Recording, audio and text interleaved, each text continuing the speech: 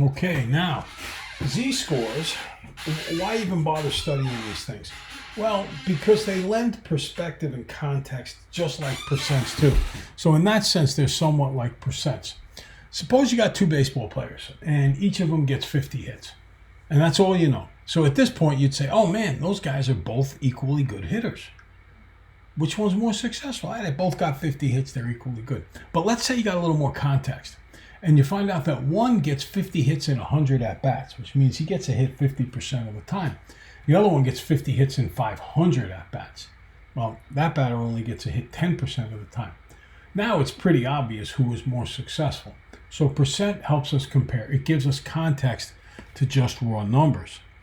Likewise, the z-score allows us to compare data that are scaled differently.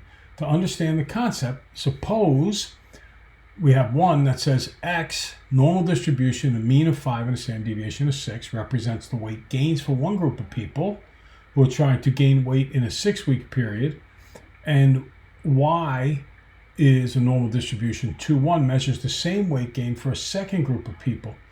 A negative weight gain would be a weight loss.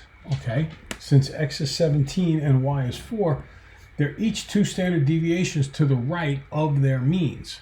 So they represent the same standardized test relative to the mean of the population that's working on. So that's why we study z-scores. We study z-scores so that we can take things in context relative to the mean. Okay? So let's fill in the blanks here. Ready? Jerome averages 16 points a game with a standard deviation of 4 points. So that gives me the notation X tilde, N for normal, 16 comma 4. Remember, average, then standard deviation. Mu, then rho. Suppose Jerome scores 10 points in a game. The z-score when X equals 10 is negative 1.5. That is the truth. This score tells you that X equals 10 is how many standard deviations, N, to the right or the left of the mean, and what is the mean. So since the z-score is negative 1.5, what does that tell you about this score? This score tells you that X equals 10 is how many standard deviations to the right or the left. Well, the z-score is the standard deviations, so it's 1.5 standard deviations. Now, the negative only gives you a sense of direction, and what the negative tells you is that you're going to go to the left of the mean. Remember the picture of the bell-shaped curve. The negatives were all on the left of the mean, which is that high mark in the middle, and the positives were all to the right. What is the mean? In this particular problem, the mean works out to be 16. We get that from the parentheses next to the N for normal distribution. Okay? Like negative numbers are to the left of 0, negative z-scores are to the left of that high point in the middle, which we call a mean. If you think it through, it makes sense. So this is the way that I taught myself to do z-scores way back in the day. Way back in the day. And God, this formula makes it so much easier. So you can follow along with how my brain used to think these things through, and I think it'll make sense to you, but boy, is this more complicated. If you think it through, it makes sense. The average points is 16, and the standard deviation is 4 points.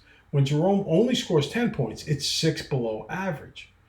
But 6 is 1.5 times 4. So the 10 points, which is 6 below average, is 1.5, because that's what you would multiply 4 by to get to 6. 1.5 standard deviations below average, so therefore the z-score would be below negative and 1.5. When first introduced to z-scores, this is how I stumbled through the problems. Imagine if the numbers are not nice. Like, what if you come out with like negative 1.482739612? Major problems. So don't do it the way I taught myself years and years and years ago. The formula is a godsend. So be thankful for the formula. If you have not screenshot this yet, or taken a picture of it with your phone, or written it down on a piece of paper somewhere, do so now, because this is a critical formula for understanding everything going on with calculating z-scores. So one component of z-scores is being able to calculate them, and that's most of what we've done so far. The other thing is to understand where these z-scores go on a normal distribution. And we've already emphasized that in a normal distribution, these percentages don't change. A lot of times we don't worry about the 0.13 here. It says 34.13 and 34.13. We tend to focus on the fact that 68% is in the middle. And then on the sides there, we've got 13.5% is what we normally say.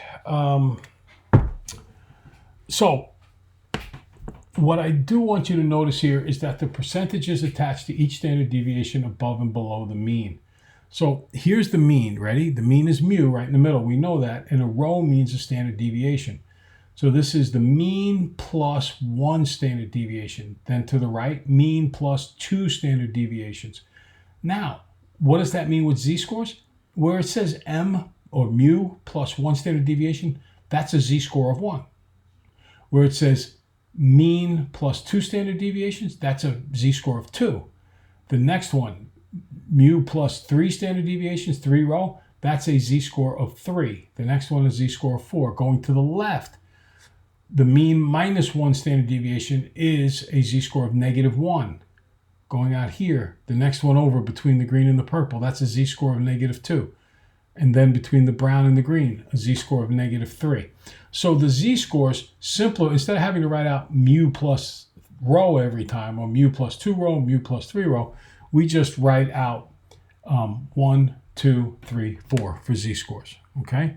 So z-scores are these, every point where there's a color break here is where you would find a z-score, a whole number z-score. Okay, so what does this empirical rule stuff say? Basically, it says this. It says those percentages. It says 68% are between 1 z-score below and 1 z-score above. 1 standard deviation below, 1 standard deviation above. 95% lie between 2 standard deviations below and 2 standard deviations above. About 99.7 lie between 3 below and 3 above the mean. Okay?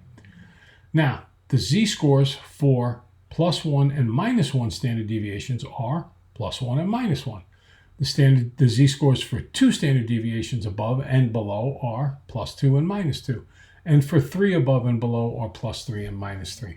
Another name for the empirical rule is 68, 95, 99.7. I kind of like that rule because back in the day, we had to memorize what fit under that graph. Nowadays, you don't have to do that anymore. So here's just a picture of the graph. In the pink area, which is everything between 1 standard deviation below and 1 standard deviation above, that's 68% of the scores.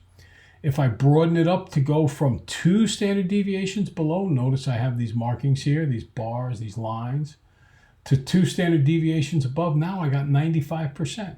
How did I know 68%? Because look, 34 plus 34 is 68. How did I know 95? Because 13.5 plus 34 plus 34 plus 13.5 is 95. If I went out to 3 standard deviations, that's where I would get 99.7, okay? So these are all, because the normal distribution always stays the same. The only thing that ever changes is the value of the mean and the value of the standard deviation.